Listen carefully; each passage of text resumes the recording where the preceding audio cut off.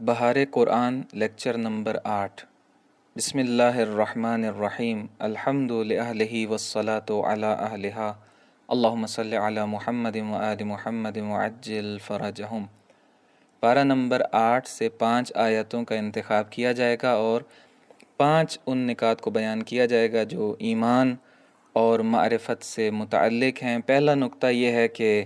دنیا کی اکثریت گمراہ ہے اور ان کی پیروی گمراہی کا سبب ہے۔ سورہ مبارکہ انعام میں پروردگار کا ارشاد ہوتا ہے کہ اور اگر آپ روئے زمین کی اکثریت کا اتباع کر لیں گے تو یہ راہ خدا سے بہکا دیں گے، اور یہ صرف گمان کا اتباع کرتے ہیں اور صرف اندازوں سے کام لیتے ہیں۔ اکثریت کی پیروی نہ کرنے کی جو وجہ بیان کی گئی ہے ان آیات میں، اس آیہ مبارکہ میں، وہ یہ ہے کہ چونکہ یہ لوگ گمان کے پیچھے چلتے ہیں، حق اور یقین کی بنیاد پر نہیں سوچتے۔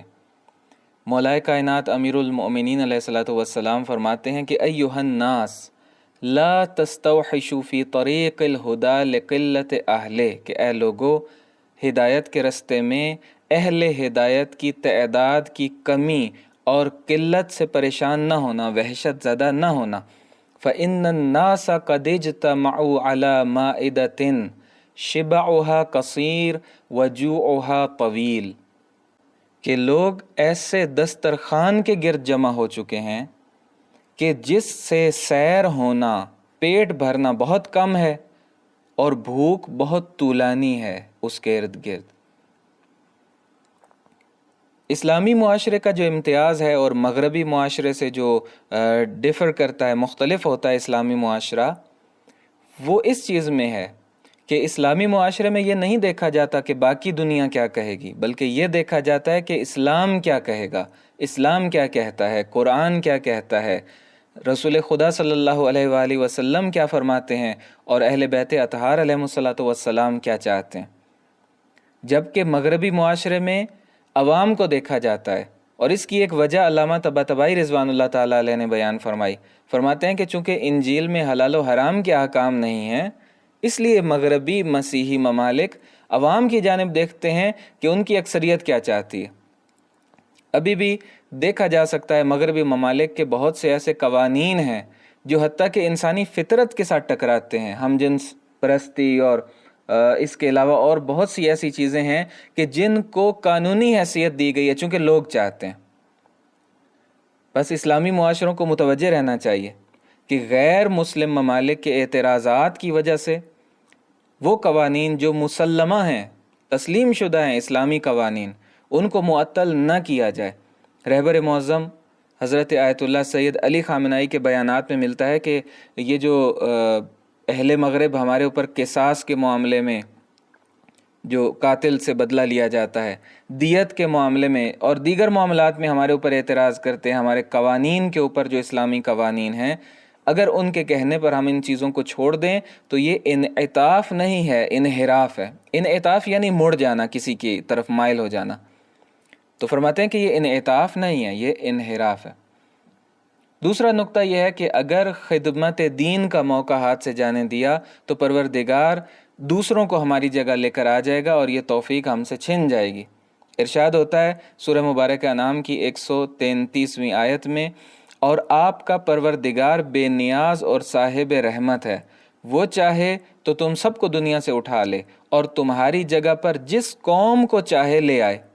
جس طرح تم کو دوسری قوم کی اولاد میں اور ذریت میں رکھا۔ اللہ بے نیاز ہے، آیت فرما رہی ہے کہ اللہ بے نیاز ہے، اسے ہمارے اعمال کی ضرورت نہیں ہے،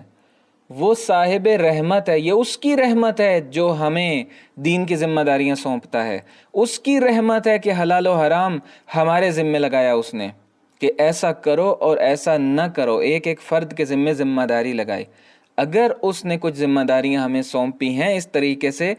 تو یہ اس کی مہربانی اور رحمت ہے، اس کو اس کی ضرورت نہیں تھی، اور اگر وہ چاہے تو ہماری جگہ کسی اور کو لے کر کے آ جائے گا۔ دعاؤں میں اسی وجہ سے ملتا ہے کہ خدایا دین کی نصرت کی توفیق عطا فرما، ایسا نہ ہو کہ تو دوسروں کو یہ توفیق دے دے، دوسروں کے سپرد کر دے یہ چیز، اور مجھ سے یہ توفیق چھن جائے۔ حضرت امام موسیٰ کاظم علیہ الصلوۃ والسلام ایک روایت ہے، اس میں فرماتے ہیں، حدیث قدسی ہے، ان اللہ یقول، پروردگار فرماتا ہے کہ انی لم اغن الغنی لکرامت بہ علی، کہ میں کسی ریسپیکٹ کی وجہ سے غنی کو اور مالدار کو مال نہیں دیتا،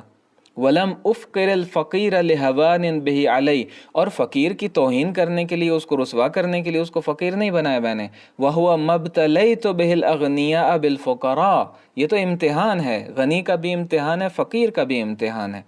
غنی کو فقراء کے ذریعے امتحان میں ڈالتا ہوں، اس کا امتحان لیتا ہوں ان فقیروں کے ذریعے، وَلَوْلَا الْفُقَرَاءُ لم یستوجب الاغنیاء الجنہ، پروردگار خود فرما رہا ہے حدیث قدسی میں کہ اگر یہ فقیر نہ ہوتے، اگر یہ نادار لوگ نہ ہوتے، اگر یہ تنگ دست و بیچارے لوگ نہ ہوتے تو غنی کبھی جنت میں نہ جا سکتے۔ اور اگر اس کو تفصیل سے آپ دیکھنا چاہیں کہ اسلامی کانسیپٹ کیا ہے اس حوالے سے، تو سورہ مبارکہ فجر کو دیکھ لیجیے، اور باقی بہت سی جگہوں پر پروردگار نے بہت واضح طور پر بیان فرمایا ہے کہ یہ فقیری یا امیری کسی کی نہ ریسپیکٹ کے لیے نہ کسی کی توہین کے لیے، بلکہ دونوں پروردگار کی طرف سے امتحان ہے۔ تیسرا نقطہ یہ ہے کہ بہشت میں جانا آسان ہے جہنم میں جانے سے، بہشتی ہونا آسان ہے جہنمی ہونے سے۔ پروردگار کا ارشاد ہوتا ہے سورہ مبارکہ انعام کی آیت نمبر 160 میں کہ جو شخص بھی نیکی کرے گا اسے 10 گنا اجر ملے گا، اور جو برائی کرے گا تو اسے صرف اتنی ہی سزا ملے گی جتنی اس نے برائی کی ہے، اور کوئی ظلم نہیں کیا جائے گا۔ حضرت امام زین العابدین علیہ الصلوۃ والسلام فرماتے ہیں کہ وائے ہو اس شخص پر جس کا ایک ایک گناہ اس کی 10 نیکیوں پر غالب آ جائے، چونکہ نیکی کرے گا تو 10 گنا بدلہ ملے گا، برائی کرے گا تو اس کو ایک برائی کا اتنا ہی بدلہ ملے گا، لہٰذا اگر اس نے ایک نیکی کی ہے تو اس کو 10 کا ثواب ملے گا، برائی کی ہے تو اس کو جب تک وہ 10 برائیاں نہ کر لے اس کی ایک نیکی کے برابر نہیں ہو سکتی۔ بس اگر اس کی 10 برائیاں ہوں اور ادھر سے کوئی ایک نیکی بھی نہ ہو تو یہ اس کے لیے نقصان دہ، اور اگر ایک نیکی بھی کر لی اس نے تو وہ ان 10 برائیوں کو مٹا دے گی۔ ایک روایت میں ملتا ہے کہ اگر کوئی شخص ماہ مبارک رمضان کے روزے رکھے مکمل، اور جو باقی مہینے ہیں ان میں ہر مہینے میں 3 روزے رکھے، تو گویا کہ اس کی پوری عمر روزے میں گزری، اتنا اس کو اس کے برابر ملے گا۔ یعنی اگر باقی مہینوں میں 3 روزے رکھتا ہے تو ایک روزہ 10 کے برابر، 3 روزے 30 کے برابر، گویا کہ اس نے پورا مہینہ روزے رکھے، اور اگر ہر مہینہ ایسا کرے تو پوری زندگی اس کی روزے کے عالم میں گزری۔ چوتھا نقطہ ہے کہ حق کو پہچانے تاکہ اہل حق کو پہچان سکیں۔ معیار افراد کو پہچاننا نہیں ہے کہ ان کے ذریعے ہم پہچانیں، بلکہ معیار حق کو پہچاننا ہے۔ حق کو پہچان لیا تو اہل حق کی بھی شناخت ہو جائے گی۔ ارشاد ہوتا ہے سورہ مبارکہ اعراف کی 8 نمبر آیت میں کہ وَالْوَزْنُ يَوْمَئِذٍ الْحَقُّ، قیامت کے دن جو معیار ہوگا، جو وزن اور ترازو قرار دیا جائے گا اور اس پر وزن قرار دیا جائے گا، وہ حق ہوگا۔ حق سے جتنا میل کھاتے جائیں گے اور جتنے اس کے قریب ہوں گے اعمال اتنے قبول ہوتے جائیں گے، اور جتنے دور ہوں گے اتنے